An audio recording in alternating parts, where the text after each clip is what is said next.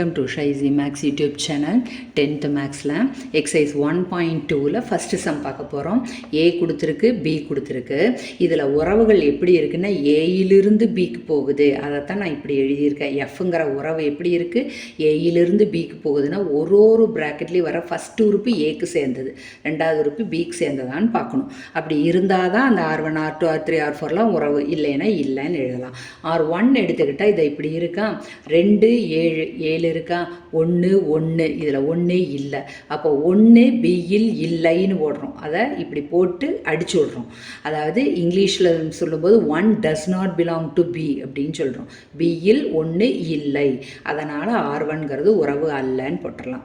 அதே மாதிரி R2வில் பார்த்தா இது 1 தான் இருக்குது. இந்த -1 ஏல இல்லை, ஓகேவா. இந்த 1 பிலையும் இல்லை, therefore R2 உறவு அல்ல. இதில் ஏதோ 1 எழுதினாலும் கரெக்டு. ஓகே. R3யில் பார்த்தா 2 7 1 எல்லாமே இதில் இருக்கா, -1 7 3 இதுலேயும் எல்லாமே இருக்கா.